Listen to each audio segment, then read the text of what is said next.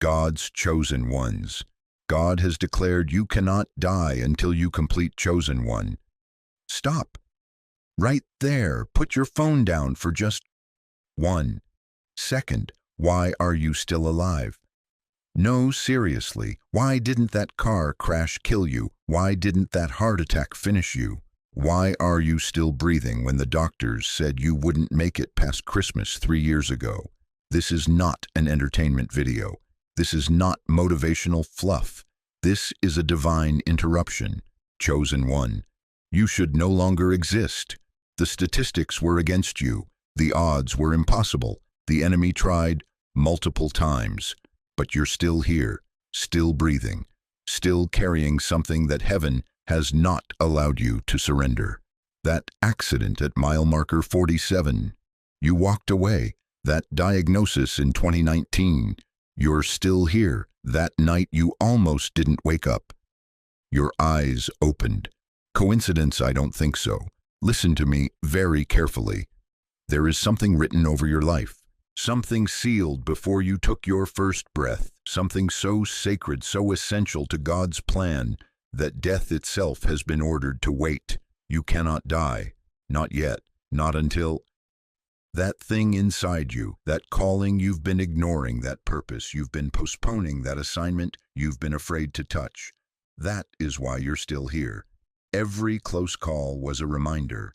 Every near-death experience was heaven shouting, "Not yet." How many times have you almost died? Comment below. Because I guarantee you, it's more than once. If this video appeared on your screen when you're desperate, when you're questioning everything, when you're wondering if there's any point to keep going, that's not YouTube's algorithm. That's divine timing. Comment right now, "I am still breathing because I still have a mission." Because in the next few minutes, I'm going to show you exactly why death has no permission to take you, and what you were preserved to complete. But I'm warning you now, once you hear this truth, you can never unhear it. Your comfortable existence is about to become a sacred assignment. Are you ready? Because chosen one, this changes everything. Stay with me. Remember that accident. You know the one I'm talking about. That moment when time slowed down, when you saw your life flash before your eyes, when you whispered what you thought would be your last prayer. Remember when you wanted to end it all, when the pain was so unbearable that you didn't want to see another sunrise, when your heart ached so deeply that you begged God to just let you sleep forever, or that time when your chest tightened, when you couldn't breathe, when the doctors ran tests and found something that should have been the end of your story. Then why? Why are you still here? Dear chosen one, let me take you back to those moments when death knocked on your door, but somehow you didn't answer. February 14th, 1987.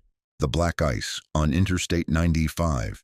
Your car spun 3 times, hit the guardrail at 65 miles per hour.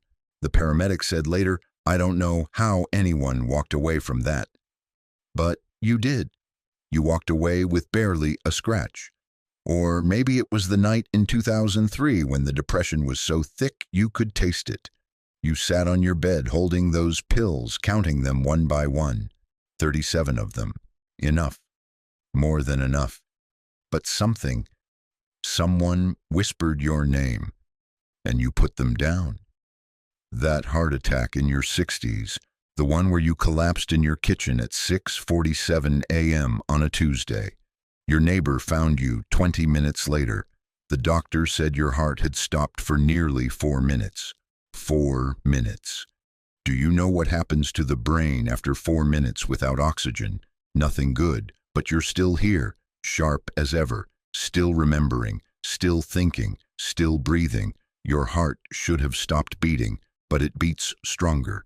You should be a statistic, but you're a testimony. You should be a memory, but you're still making them.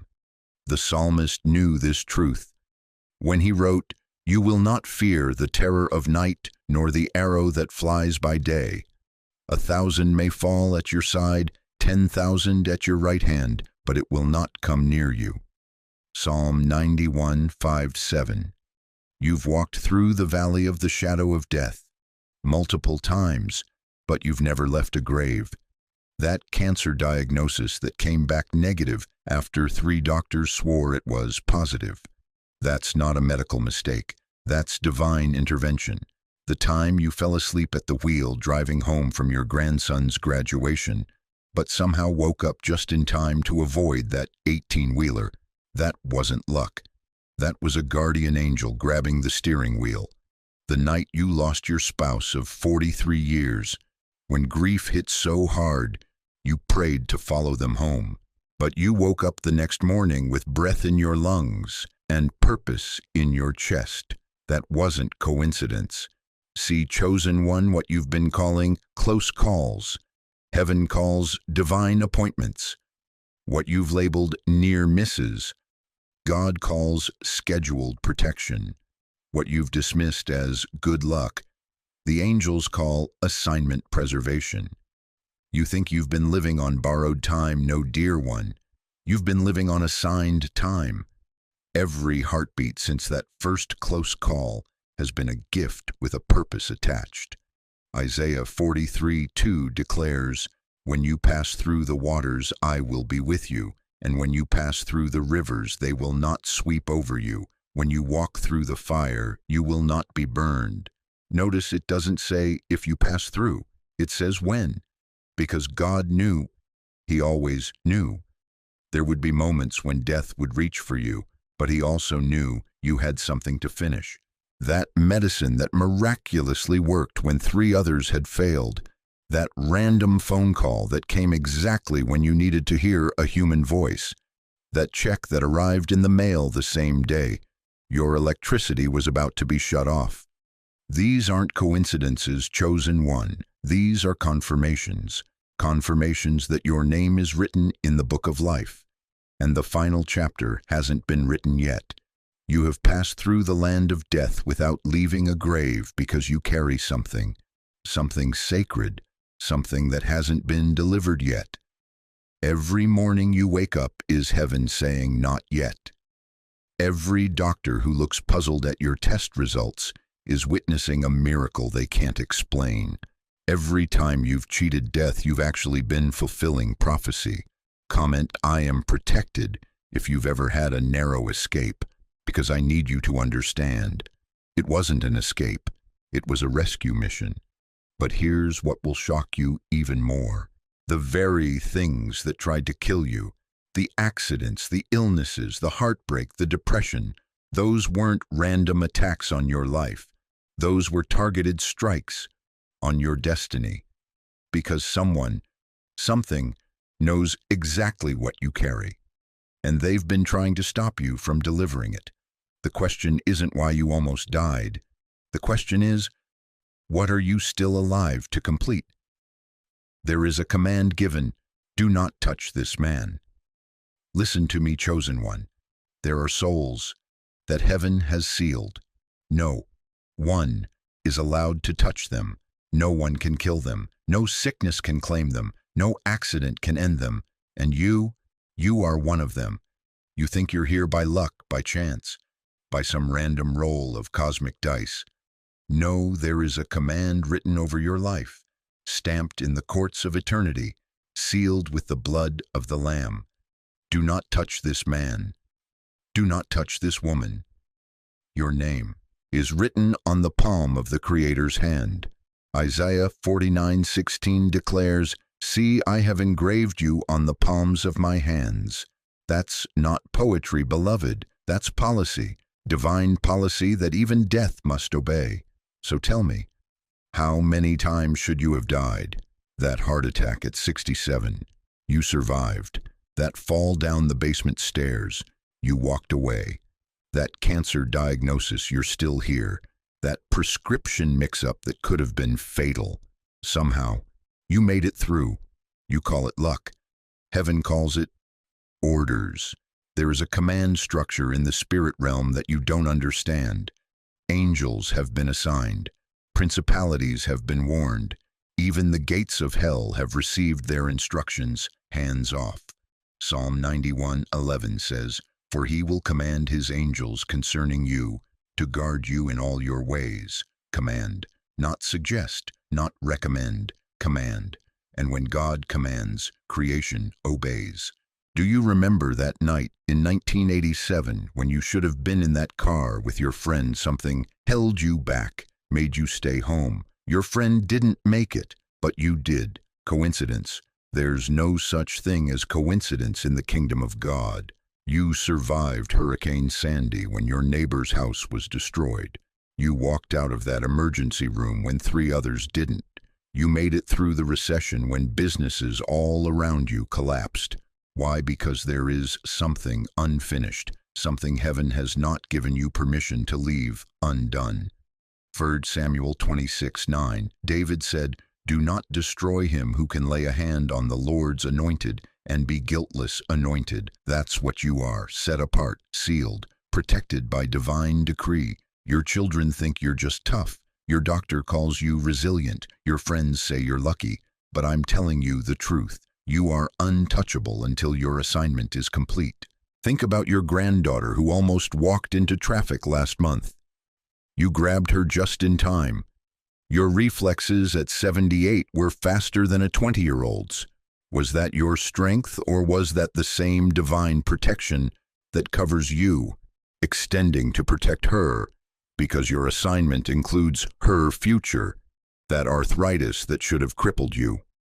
You're still walking, that medication that should have damaged your kidneys. Your labs came back clean. That depression after your spouse passed, you found the strength to keep going. Heaven is not done with you. Job 14:5 says, "A person's days are determined. You have decreed the number of his months and have set limits he cannot exceed." Your days are determined, not by doctors, not by statistics, not by age, by Him. And until every word you're meant to speak is spoken, until every prayer you're meant to pray is prayed, until every person you're meant to touch is touched, until every blessing you're meant to release is released, death has no jurisdiction. I know you feel tired sometimes. I know your body aches.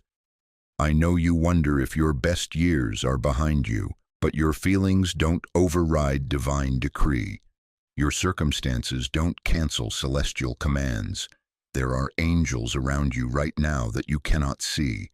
Warrior angels, guardian angels, angels who received their orders before you were born.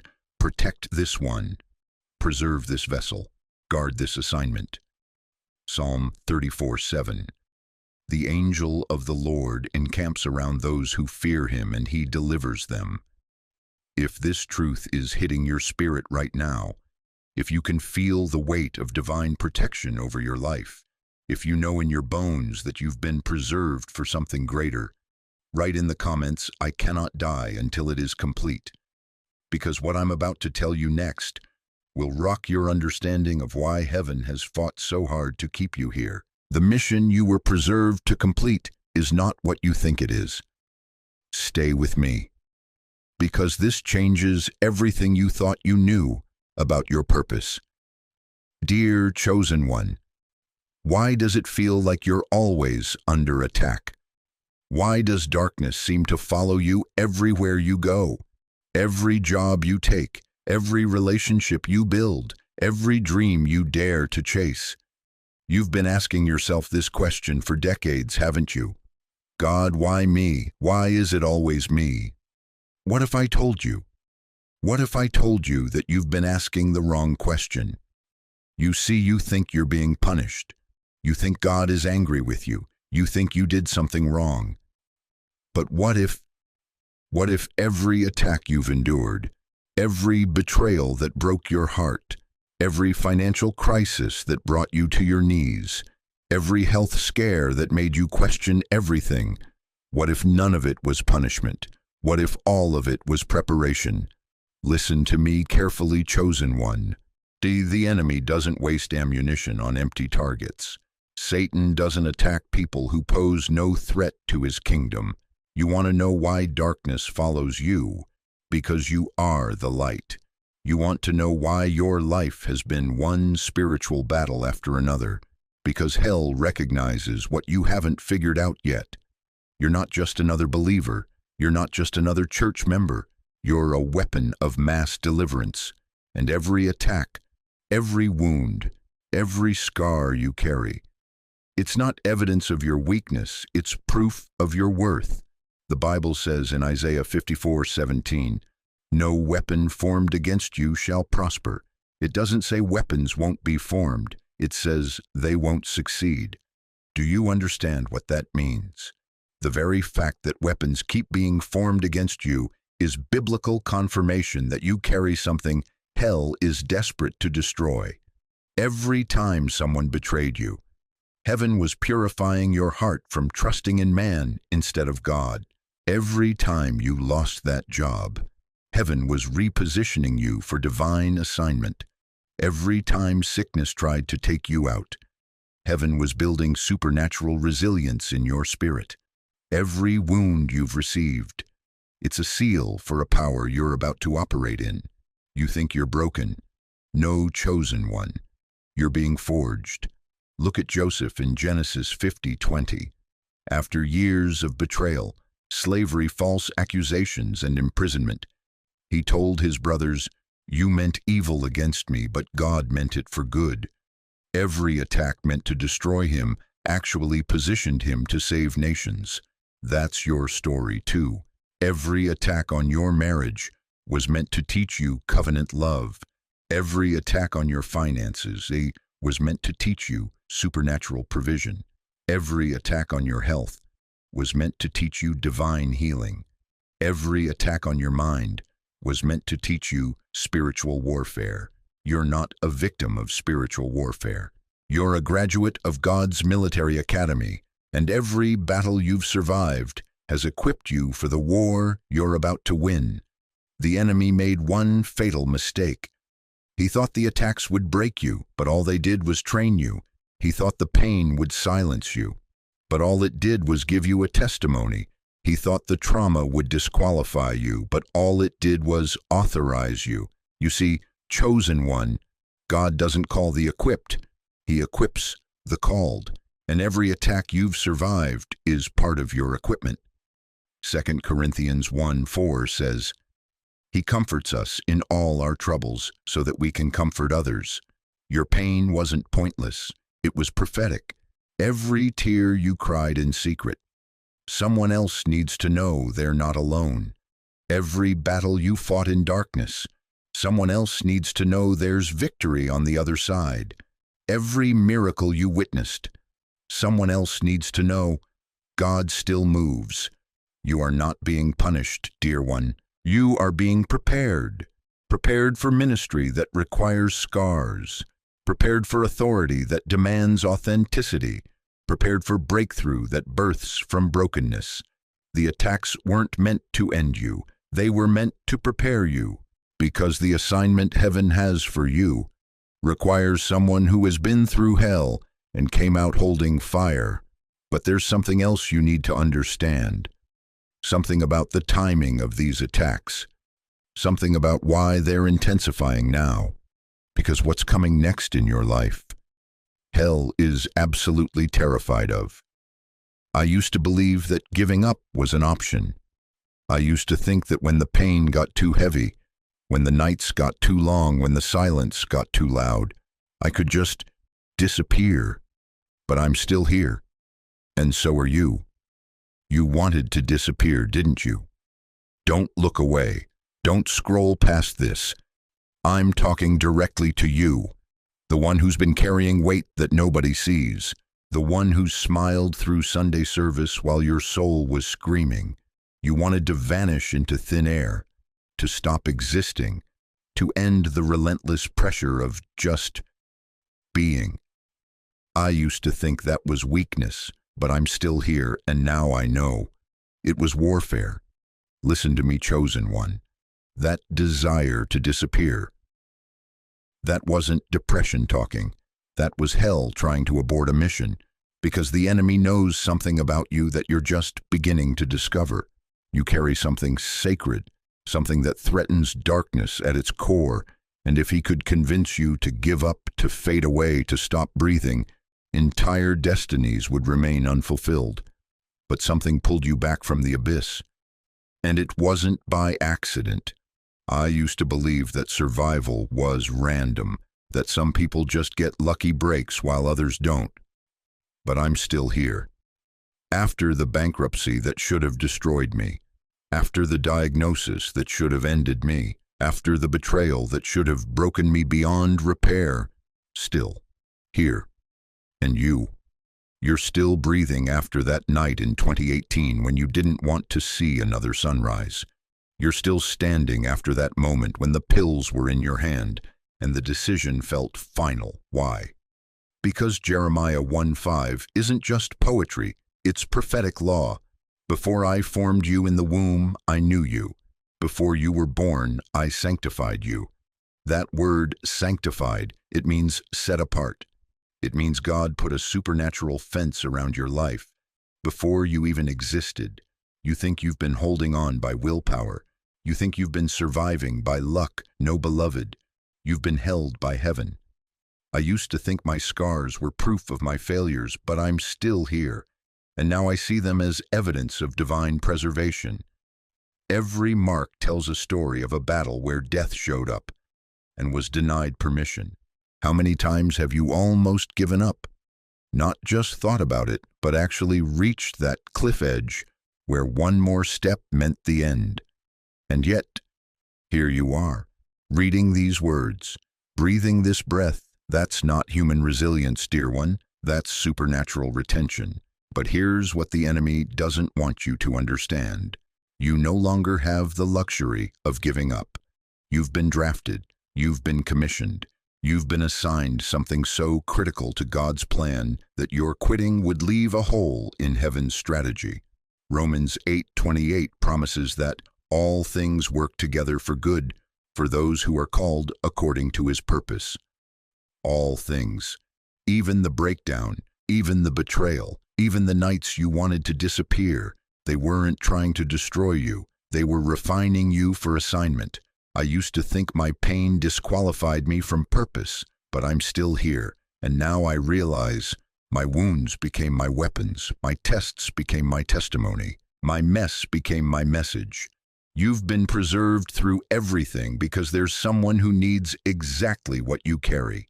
Someone who's praying for breakthrough, and you are the answer walking around in human form. That teenager contemplating suicide. They need to hear how you survived. That mother losing hope. She needs to see how you kept fighting. That businessman facing bankruptcy. He needs your story of rising from financial ruin. You are not just a survivor. You are a walking miracle with an assignment. So tell me, if you ever wanted to disappear but woke up the next day anyway, comment below, I am chosen. Because, beloved, you don't get to quit anymore. Not because God is cruel, but because he's counting on you. There are lives hanging in the balance of your obedience. Generations waiting for your yes. I used to think my survival was meaningless, but I'm still here, and now I know. I was preserved for such a time as this. For this moment. For this message. For this generation. And so were you. But if you've been preserved for assignment, what exactly is that assignment, and why has hell fought so hard to keep you from discovering it? Because, chosen one, when you finally understand what you were born to complete, everything changes. You are not finished. You can't leave. Dear chosen one, listen to me with every fiber of your being. There are millionaires who died last Tuesday. Billionaires who flatlined yesterday, young, healthy, successful people who took their final breath while you, exhausted, battle-scarred, may be sitting in that same recliner, wondering if anyone would even notice if you were gone. You are still here. Why? Because wealth doesn't determine your departure date. Health doesn't control your exit strategy. Age doesn't write your final chapter. God does. And he's not finished with you yet. You think you're forgotten? You think you're past your prime? You think your best days are behind you, collecting dust like that photo album on your shelf? Wrong. You are not held back by destiny. You are held alive by an unfulfilled promise. Jeremiah 29:11 declares, "For I know the plans I have for you," declares the Lord, plans to prosper you and not to harm you, to give you hope and a future. A future, not a past. A future. You are the letter that has not been sent. You are the sword that has not been drawn from its sheath. You are the testimony that someone somewhere is desperately waiting to hear. Every morning you wake up is God saying, "Not yet, not today, they're not finished." Every sunset you witness is heaven whispering, "Tomorrow they might finally understand." Moses was 80 when God called him to deliver an entire nation. Sarah was 90 when she gave birth to the promise. Abraham was 100 when Isaac arrived. And you think you're too old, too tired, too late. The very breath in your lungs right now is proof that your assignment is still active. Every heartbeat is heaven's reminder. The mission isn't complete. Let me ask you something that's going to shake you to your core. How many times should you have died? How many close calls, how many nights you went to bed thinking, "This might be it," and then you woke up? That wasn't luck. That wasn't medicine. That wasn't good genes. That was God's hand holding you here because someone somewhere needs what you carry. Psalm 139:16 says, "All the days ordained for me were written in your book before one of them came to be." Your days are written, not suggested, written. And as long as there are unread pages, you're not going anywhere. That grandchild who needs to hear your stories, still alive for them. That neighbor who's losing hope, still breathing for them. That prayer you haven't prayed yet, still here to speak it. That forgiveness you haven't offered, still alive to give it. You know what breaks my heart? People half your age giving up. People with decades left saying, "I'm done." But you've seen wars, you've buried friends, you've survived recessions, heartbreak, loss, betrayal, and you're still here. Do you know how powerful that makes you? You're not just a survivor, you're a warrior who's been through the fire and came out carrying the flame. 2 Corinthians 4:8-9. We are hard-pressed on every side, but not crushed, perplexed but not in despair, persecuted but not abandoned, struck down but not destroyed. That's your verse. That's your testimony. You've been pressed but not crushed, struck down but not destroyed. If you are still here, if you can hear my voice right now, you still have a reason to live. Maybe it's not the reason you had at 30. Maybe it's not the dream you had at 50. But there is something that only you can do. Only you can say. Only you can be. You are not an accident. You are not forgotten. You are not expired. You are an unfinished piece in the eternal plan. And every sunrise is God giving you another chance to discover what that piece is. The question isn't, why am I still here? The question is, what am I still here for, and chosen one? We're about to find out exactly what that is, because your survival story. It's not just about you. It never was. Chosen one, let me tell you what the enemy has been whispering in your ear for decades. You're going to die forgotten. You'll leave this earth with nothing accomplished. Your dreams will rot in the grave with you. That voice. That's not prophecy. That's psychological warfare. Because here's what hell doesn't want you to know. Your destiny is not a tragic ending. It's a glorious finishment. Listen to me, dear friend. You've been carrying this fear, haven't you? This gnawing terror that you'll die incomplete, that you'll reach your final breath and realize you wasted it all. How many nights have you laid awake at 2 a.m., staring at the ceiling, wondering, what if I run out of time? What if I never fulfill what I was meant to do? I see you nodding, because that fear, it's real, it's raw, and it's been eating at your soul like acid. But chosen one, what if I told you that fear itself is proof of your calling? You see, the enemy only attacks treasure. He only wages war against vessels carrying something precious, and that restlessness you feel, that urgency in your bones, that's not anxiety, that's destiny calling. The Apostle Paul understood this. At the end of his life, he didn't say, "I survived." He declared, "I have fought the good fight, I have finished the race, I have kept the faith." 2 Timothy 4:7. Notice he said, finished, not struggled through, not barely made it. Finished. Paul was tortured, shipwrecked, beaten, imprisoned, yet he finished in glory. Because finishing isn't about comfort, chosen one, it's about completion. And here's the truth that's going to shatter every lie you've believed about your future. You were not born to be a candle that flickers out in the night. You are the dawn that has not yet come. Think about it. Dawn doesn't apologize for the darkness it's about to break. It doesn't question whether it's qualified to bring light. It simply arrives, right on schedule. That's you, beloved. You're not approaching an ending. You're approaching an arrival. But why can't you die? Why does death keep passing you by like it has a restraining order against your life? Because the vision has not yet been born through you. Every person you're meant to touch, every word you're meant to speak, every prayer you're meant to pray, every act of love you're meant to perform, it's all still locked inside you, waiting for delivery. To die incomplete is to betray the vision you carry. Do you understand what I'm saying? You don't just have permission to finish, you have a divine obligation to finish. The world looks at your wrinkles and sees decline. God looks at your scars and sees refinement. The world sees your slowing steps. God sees your deepening wisdom. The world counts your remaining years. God counts your remaining assignments. Moses was 80 when he led the Exodus. Abraham was 100 when Isaac was born. Anna was 84 when she prophesied over baby Jesus in the temple. Your age is not your expiration date, it's your authorization. Listen to me, chosen one. Not everyone gets to survive what you've survived. Not everyone gets to carry what you carry, but you do. Not to fall, not to quit, not to fade away in some nursing home forgotten, but to finish.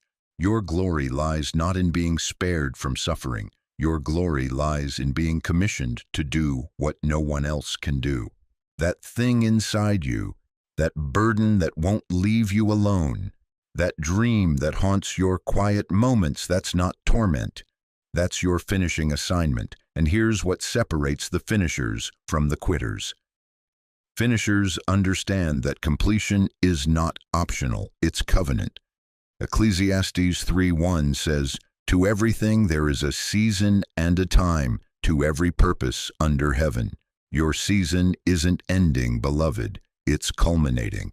So I'm asking you right now, will you choose the tragic ending the enemy has been selling you, or will you choose the glorious finishment heaven has been preparing? Will you die with your music still inside you, or will you release every note before your final breath? Because, chosen one, if this message found you today, if these words are piercing through decades of doubt and fear, it's because your finishing season has begun. Type in the comments right now, "I will finish, not just exist." Say it if you refuse to leave this earth without completing what you were commissioned to do, because your story doesn't end in tragedy, it ends in triumph. And that ending, it starts today. But how do you know what your finishing assignment actually is? How do you recognize the voice of destiny calling your name? Stay with me, because what I'm about to reveal will change everything you thought you knew about your remaining years. Listen carefully, chosen one. I'm about to give you a map, a spiritual GPS that will finally explain why your life has felt different, why you've always sensed there was more, why ordinary never felt like enough. You are the ship that has been delayed at the harbor, not because you're broken, not because you're unworthy, but because it's not yet your eternal departure time. Here are the unmistakable signs that you are being held for a sacred mission. Have you ever been strangely prevented from leaving your city? Maybe you got that job offer in another state, but something felt wrong. The moving truck broke down. The paperwork got delayed. Your gut said, not yet. Have you ever felt pulled away from people who were falling into destruction? Friends heading down dark paths, and suddenly you found yourself distant from them, creating space you couldn't explain. That's not coincidence, dear. That's divine intervention. You're not allowed to leave because there's something that hasn't been born from you yet. Someone in your city, your neighborhood, your workplace needs what you carry, and heaven won't let you go until you deliver it. Jeremiah 1:12 says, I am watching over my word to perform it. God is watching over your purpose to perform it. How many times should you have died? Really count them. The car that flipped on I-95, but you walked away without a scratch. The heart attack at 62 that the doctor said would kill most people. The surgery they said had a 30% survival rate. Each time you defied the odds. Each time medical professionals shook their heads in amazement. Each time you heard someone say, it's a miracle. Those weren't lucky breaks. Those were divine stays of execution, because your assignment isn't complete. Psalm 118:17 declares, I will not die but live and will proclaim what the Lord has done. You've always felt it, haven't you? That gnawing sense that you're supposed to be doing something bigger, something that matters beyond paying bills and watching Netflix. While your friends talk about retirement cruises, you feel this burning in your chest. While others settle into comfort, you feel incomplete, like you're waiting for a phone call that hasn't come yet. That restlessness, that's not dissatisfaction. That's your spirit recognizing it's still on assignment. Ecclesiastes 3:11 says, He has made everything beautiful in its time. He has also set eternity in the human heart. Every time you're about to give up, something stops you. Every time you're ready to throw in the towel, a door cracks open. Every time you think it's over, there's one more chance. Why do you always feel like you're being slowed down? Every time you're about to quit, why does life keep giving you reasons to hold on when logic says, let go? Because heaven has invested too much in you to let you quit before the harvest. Think about the dangers you've avoided without even knowing it. The flight you missed that crashed. The route you took that avoided the accident. The job you didn't get that later went bankrupt. You've been shielded from destruction you never even saw coming. Protected from ruins you never knew were planned. That's not luck. That's Psalm 91:11 in action. For he will command his angels concerning you to guard you in all your ways. Money showed up when you needed it most. Help arrived at the exact right moment. Doors opened that had no business opening for someone with your background, your age, your circumstances. When you should have lost the house, something happened. When the medical bills should have buried you, a way appeared. When retirement looked impossible, resources manifested. Philippians 4:19 promises, and my God will meet all your needs according to the riches of his glory in Christ Jesus. You've been sustained because your work isn't finished. You feel things deeper than others. When someone hurts, you hurt. When someone's struggling, you can't just walk away. You carry burdens that aren't even yours. People gravitate toward you when they're broken. They tell you things they've never told anyone else. They seek your advice, your prayers, your presence. That's not because you're a nice person. That's because you're a designated healer, a commissioned comforter, an appointed deliverer. Here's what ties all these signs together. Every time you've almost disappeared, physically, emotionally, financially, spiritually, it's been a direct intervention from heaven. You are being held here, kept here, preserved here, not as punishment but as preparation. The question isn't whether you have a mission. The question is, will you finally accept it? If you see yourself in these signs, if your spirit is screaming, yes, that's me, Comment right now, "I know why I'm still alive." Because once you recognize these signs, everything changes.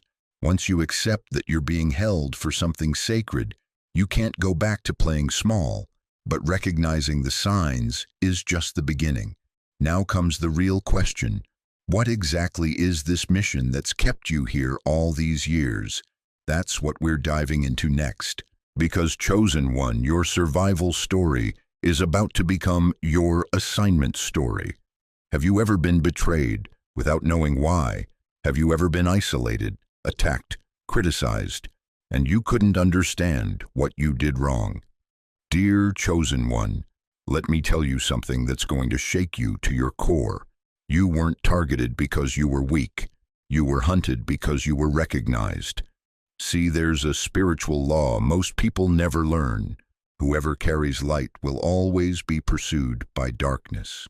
You are a spark in the middle of a midnight forest, and every poisonous wind, every demonic force, every agent of hell wants to blow you out. Not because you're bad, because you're dangerous. Think back. Really, think back. That friend who turned on you for no reason, that family member who suddenly became your enemy, that boss who made your life hell, that neighbor who spread lies about you. You kept asking yourself, what did I do? Why me? Here's what you didn't know. They were being used, not consciously, but spiritually, because darkness recognized something in you that you didn't even see in yourself yet. The Bible says in John 15:18, "If the world hates you, remember that it hated me first." Jesus wasn't talking about random hatred. He was talking about spiritual recognition. When you carry the DNA of heaven, hell notices. When you're marked for a divine assignment, the kingdom of darkness mobilizes. But here's the part that's going to change everything for you. Every single time they came for you, every betrayal, every attack, every moment when it looked like you were finished. What happened? You survived. You made it through. You're still here. That wasn't luck, Chosen One. That was divine intervention.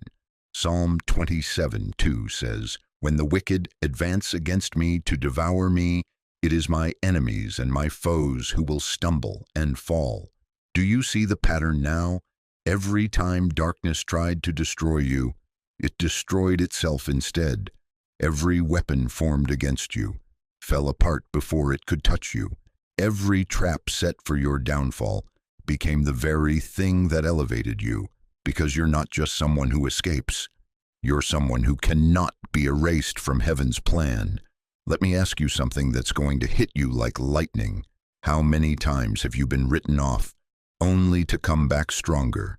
How many times have people counted you out, only to watch you rise again? How many times has the enemy celebrated your defeat, only to see you standing when the smoke cleared?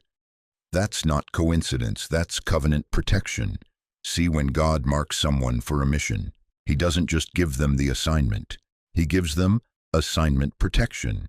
Isaiah 54:17 declares, "No weapon formed against you shall prosper." Not might not prosper, not probably won't prosper, shall not prosper. That's divine law. Every scar on your heart is proof that hell tried and failed. Every tear you've cried is evidence that darkness attacked and lost. Every sleepless night you survived is testimony that the enemy exhausted his weapons, and you're still breathing. You want to know why you're always the target. Because you carry what this world fears most: authentic kingdom light. You want to know why you're always saved, because heaven has invested too much in you to let darkness win. That depression that tried to swallow you, it failed because your voice is needed. That addiction that tried to silence you, it lost because your testimony will set others free. That trauma that tried to break you, it couldn't, because what you've learned in the darkness will become light for someone else. Every attack was confirmation that you're carrying something sacred. Every rescue was proof that your mission isn't finished. And here's what's going to blow your mind. The very people who tried to destroy you, are watching you now, confused, wondering how you're still standing, how you're still believing, how you're still shining, because they don't understand covenant protection. They don't understand divine preservation. They don't understand that when God says, "Touch not my anointed," he means it.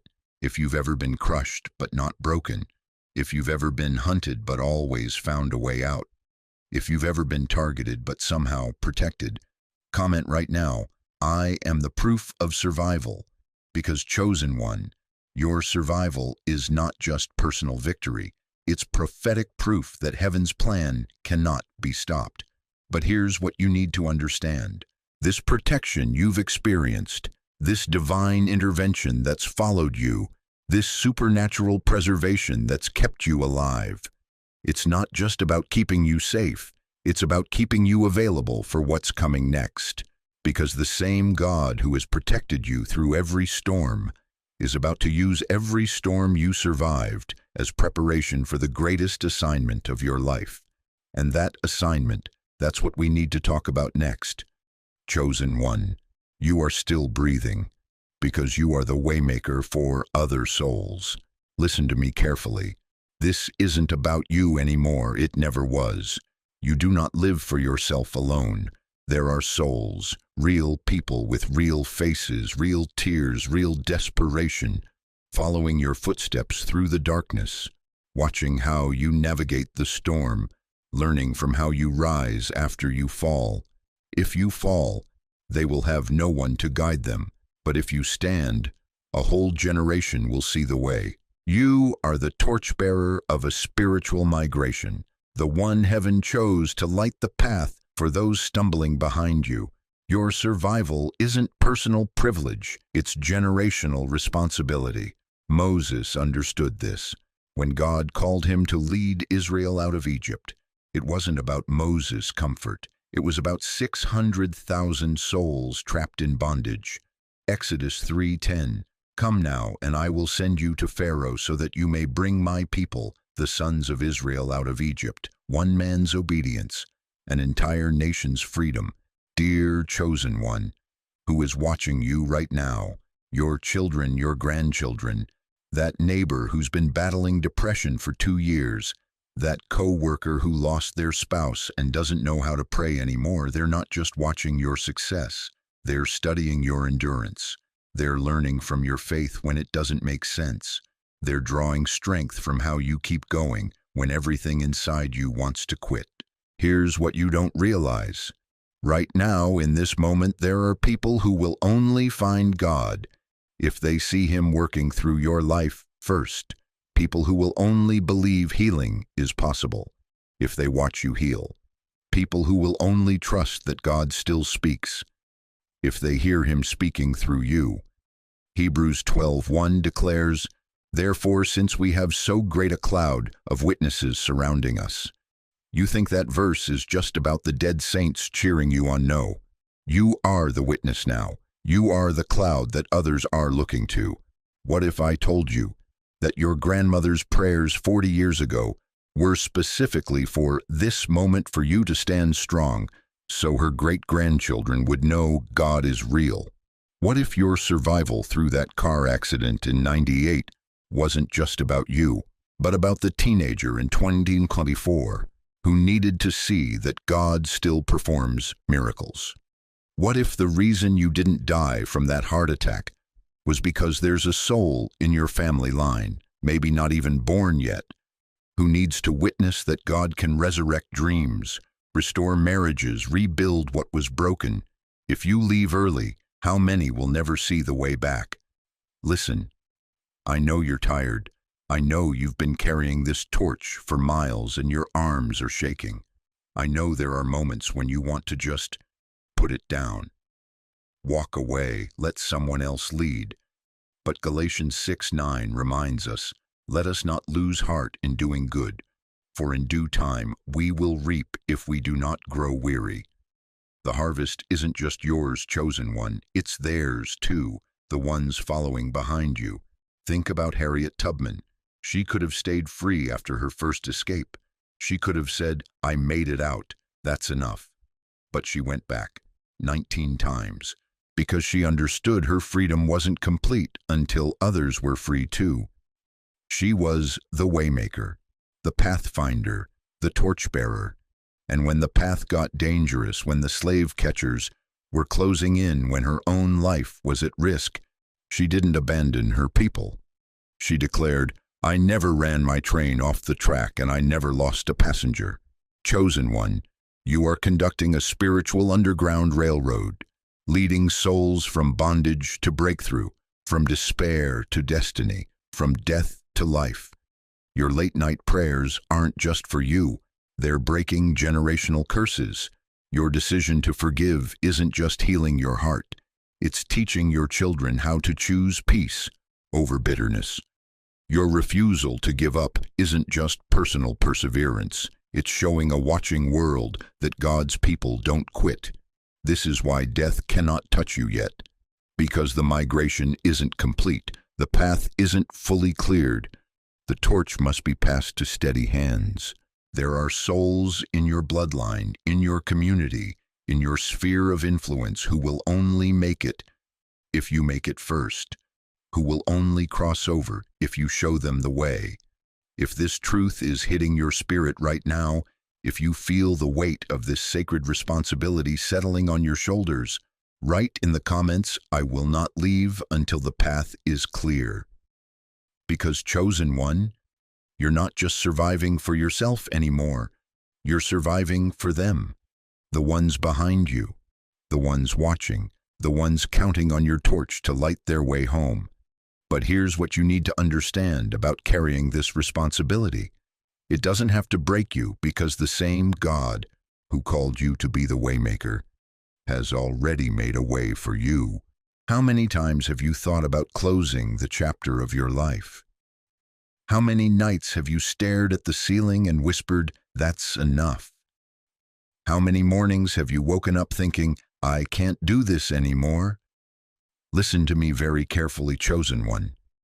You are not the one who gets to type the period at the end of this sentence. It's not your turn to turn off the lights. You think you're tired. You think you're done. You think you've given enough, suffered enough, endured enough. But here's what you don't understand. God has not closed your file. Your case is still active in heaven's courtroom. Your name is still on the assignment board. Your story is still being written by the author of life himself. And you do not have the authority to slam that book shut. Ecclesiastes 3:1 says, "To everything there is a season and a time, to every purpose under heaven." Your season isn't over. Your time hasn't expired. Your purpose is still breathing. You are an unfinished manuscript, chosen one. An unsent letter that heaven is still writing, an incomplete symphony that the conductor refuses to end on a minor chord. How dare you try to close what God is still composing? How dare you attempt to end what the Almighty is still perfecting? You think that bankruptcy was your final chapter. God calls it chapter 7 of your comeback story. You think that diagnosis was your death sentence. God calls it your testimony in the making. You think that betrayal was your ending. God calls it your preparation for greater trust. Every time you've wanted to quit, every time you've reached for that bottle, every time you've stared at those pills, every time you've stood on that bridge, heaven has whispered the same word, "No," because you don't have the right to end what heaven is writing. Jeremiah 29:11 declares, "For I know the plans I have for you, says the Lord, plans to prosper you and not to harm you, to give you hope and a future." Did you catch that? I know the plans. Not I knew. Not past tense. Present tense. Active. Ongoing. God is still planning your next move while you're planning your exit strategy. He's still orchestrating your breakthrough while you're orchestrating your breakdown. He's still writing your victory while you're writing your surrender letter. You want to close the book. The author of that book says no. You want to end the story. The storyteller says the best chapters are still coming. You want to quit the mission. The commander-in-chief says you're still under orders. 1 Corinthians 15:58 commands us to be steadfast, immovable, always abounding in the work of the Lord, knowing that your labor is not in vain. Steadfast means you don't move when the storm hits. Immovable means you don't retreat when the enemy attacks. That 85-year-old woman in Nebraska who just discovered her purpose, her file was still open. That 72-year-old man in Detroit who just started his ministry, his story wasn't finished. That 68-year-old grandmother who just wrote her first book, heaven wasn't done with her pen. And you, sitting there thinking it's too late, thinking you're too old, thinking you've missed your moment. Your file is still open. Your assignment is still active. Your name is still being called. You know what happens when you try to close what God is still writing. You rob the world of the very thing they're waiting for. You steal from a generation that needs your wisdom. You deny someone their answered prayer because you were supposed to be that answer. Every great person in the Bible wanted to quit at some point. Moses wanted out at the Red Sea. Elijah wanted to die under the juniper tree. David wanted to hide in the cave. Paul wanted relief from his thorn. But God's response was always the same. Not yet, I'm not finished with you. That job you lost at 65, that was God closing one door to open another. That relationship that ended, that was God making room for something better. That health scare, that was God getting your attention for what matters most. So here's my question for you. Chosen one, are you going to keep trying to write the end when God is still writing to be continued? Are you going to keep slamming the book shut when the author is still moving his pen? If you're about to give up, if you've been thinking about closing your own chapter, if you've been trying to end what heaven is still writing, comment right now, my file is still open. Because chosen one, God has not closed your file. Your story is not over. Your mission is not complete. And you are not allowed to close what heaven is still writing. But if your file is still open, if your story is still being written, if your mission is still active, then what exactly is that mission? What is so important that heaven refuses to let you close the book? Stay with me, because what I'm about to reveal will change everything you thought you knew about why you're still here. Here's the truth nobody talks about in church. Your divine assignment isn't waiting for you in some distant ministry or mission field. It's sitting right there in your daily routine disguised as ordinary moments. That conversation with your cashier at the grocery store.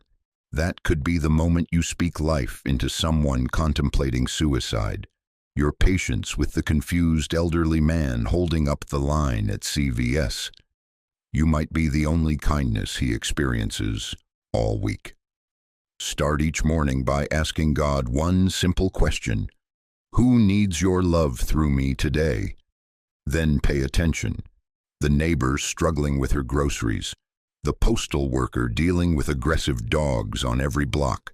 The teenage grocery bagger who looks lost and angry. These aren't random encounters. They're divine appointments disguised as inconvenience. In 2024, your phone isn't just technology. It's a ministry platform. That encouraging text you send to your divorced daughter-in-law. That's ministry. The encouraging comment you leave on your friend's Facebook post about their cancer treatment. That's ministry. The photo you share of your garden with the caption about God's faithfulness. Someone scrolling at 2 a.m., questioning if life is worth living, might need to see exactly that message. Listen, you've got something the younger generation desperately needs. Perspective. You've survived the Cuban Missile Crisis, Watergate and 9/11, the 2008 financial crash, and COVID. You know what real hardship looks like. You understand that this too shall pass isn't just a cute saying, it's proven reality. Your calm presence in a chaotic world is literally a ministry. Every day you wake up, you're choosing your legacy. Will you spend your remaining years complaining about kids these days, Or will you become the bridge between generations? Will you hoard your wisdom or invest it in someone who needs guidance?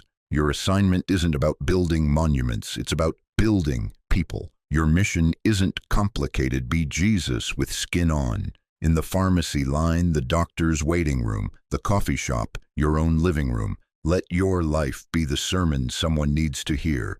Because Chosen One, your most powerful ministry, might not be what you say. It's how you live when you think nobody's watching.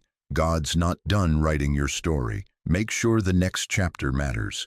Chosen One, as we close this sacred moment together, I need you to hold on to 3 unshakable truths.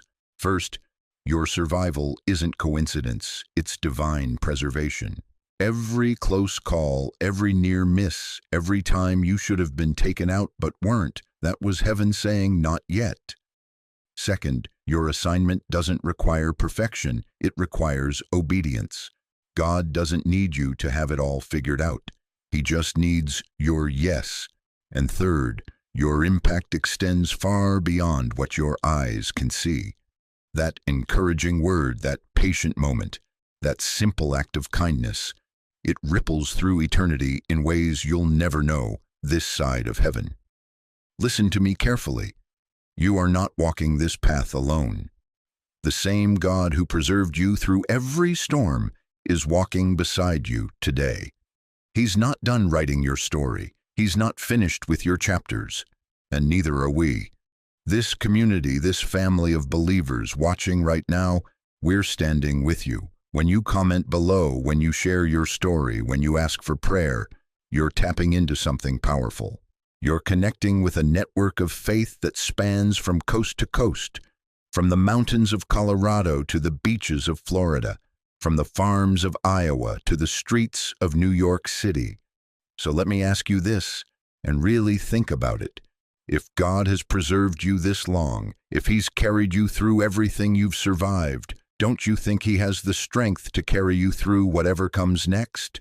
Don't you think the God who didn't let that accident take you has a plan for the years ahead? Heavenly Father, I'm praying right now for every precious soul who has stayed with us through this entire message. Lord, you see them. You know their names. You know their struggles, their fears, their secret tears, and their silent victories. Father, I pray that you would wrap your arms around them right now. Let them feel your presence in a way that cannot be denied. Where there is weariness, bring supernatural strength. Where there is confusion, bring divine clarity. Where there is loneliness, remind them they are your beloved children. Lord, bless their remaining years with purpose and joy. Open doors they thought were permanently closed. Heal hearts that have been broken too many times. Restore dreams that were buried under disappointment. Use their wisdom, their experience, their scars, and their victories for your glory. Give them courage to take the next step even when they can't see the whole staircase. Surround them with divine appointments, people who need exactly what they have to offer. Let their lives be living testimonies of your faithfulness. And Father, when the enemy whispers that they're too old, too late, too broken, let your voice thunder louder, reminding them that they are fearfully and wonderfully made chosen before the foundation of the world and loved beyond measure. In Jesus' mighty name, we declare that their story is not over, their mission is not complete, and their best chapters may still be ahead. Amen and amen. Now I want to hear from you. Drop a comment below and tell us, what's one thing God has preserved you through that you know wasn't coincidence? Share your story. Your testimony might be exactly what someone else needs to hear today. And if you're struggling right now, don't suffer in silence. Ask for prayer. This community will stand with you. If this message spoke to your heart, please share it. There's someone in your Facebook friends, someone in your family, someone in your neighborhood who needs to hear that their story isn't over. Be the bridge that carries hope to them. Thank you for trusting me with the last 40 minutes of your life. Thank you for opening your heart to what God wanted to say to you today. If you haven't already, please subscribe to this channel and hit that notification bell. We're building something beautiful here, a community of chosen ones who refuse to give up, who know their story isn't over, and who are determined to finish well. Remember, you are loved, you are chosen, you are not alone, and your file in heaven is still open. God bless you, chosen one. Until next time, keep walking in your assignment. Ours and their victories for your glory. Give them courage to take the next step even when they can't see the whole staircase. Surround them with divine appointments, people who need exactly what they have to offer. Let their lives be living testimonies of your faithfulness. And Father, when the enemy whispers that they're too old, too late, too broken, let your voice thunder louder, reminding them that they are fearfully and wonderfully made chosen before the foundation of the world and loved beyond measure.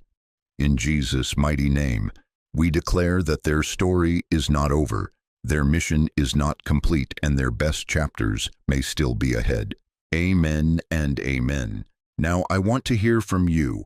Drop a comment below and tell us, what's one thing God has preserved you through that you know wasn't coincidence? Share your story. Your testimony might be exactly what someone else needs to hear today. And if you're struggling right now, don't suffer in silence. Ask for prayer. This community will stand with you. If this message spoke to your heart, please share it. There's someone in your Facebook friends, someone in your family, someone in your neighborhood who needs to hear that their story isn't over. Be the bridge that carries hope to them. Thank you for trusting me with the last 40 minutes of your life. Thank you for opening your heart to what God wanted to say to you today. If you haven't already, please subscribe to this channel and hit that notification bell. We're building something beautiful here, a community of chosen ones who refuse to give up, who know their story isn't over, and who are determined to finish well. Remember, you are loved, you are chosen, you are not alone, and your file in heaven is still open. God bless you, chosen one. Until next time, keep walking in your assignment.